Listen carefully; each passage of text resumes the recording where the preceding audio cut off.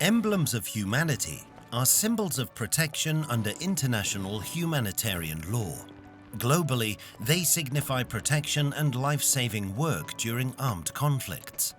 The correct understanding and usage of these emblems can ensure their tremendous role of protecting the execution of humanitarian works in the field. In Hong Kong, we are familiar with the logo of a red cross on a white background as the logo of the Hong Kong Red Cross. Indeed, the International Red Cross and Red Crescent movement has three statutory symbols, including the Red Cross, Red Crescent, and Red Crystal. More than 100 years ago, there was no universal standard logo for protection. Humanitarian workers were sometimes attacked and killed. Therefore, at the beginning of the establishment of the International Committee of Red Cross, the committee suggested setting up an internationally recognized logo of protection. In 1864, during a diplomatic meeting in Geneva, the Red Cross with white background was adopted as a protection symbol to protect armed forces medical services, including combat medics, voluntary humanitarian workers, and the sick and wounded. Since then, it has become the first internationally adopted emblem of protection and humanitarian work in battlefields. However, it is never easy to gain recognition from all countries. During the early time, the Red Cross was sometimes misinterpreted as a religious symbol, and some countries found it difficult to adopt its usage. Gradually, some countries have used a Red Crescent emblem in the same way as other countries used the Red Cross emblem. In 1929, the Red Crescent emblem was formally adopted in the updated Geneva Convention.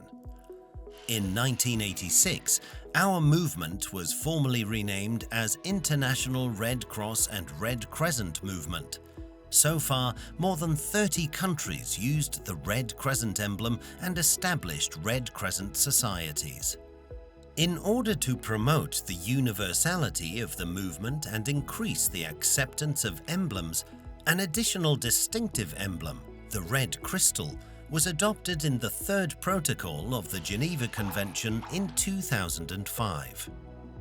These three protective emblems aim to protect the sick and wounded, as well as authorized medical personnel, humanitarian workers, and civilian facilities from being attacked in armed conflicts, ensuring they shall not be the targeted objects. So, when can we use these emblems? We have to be mindful of the usage of these emblems. In Hong Kong, the use of the Red Cross emblem is governed by a local law. Hong Kong Red Cross Ordinance Chapter 1129 clearly indicates the use of the Red Cross emblem. No person shall, except with the authority of the Hong Kong Red Cross, distribute, sell, or expose for sale any products that contain the emblems of the Geneva Convention. In daily life, you may notice the misuse of the Red Cross emblem. For example, first aid service providers, first aid stations, or first aid boxes may wrongly use the emblem. The correct symbol for first aid should be a white cross on a green background. Misuse of humanitarian emblems could undermine respect for the emblems or create confusion and ultimately jeopardize the protective function during armed conflicts and put the medical services and humanitarian workers at risk.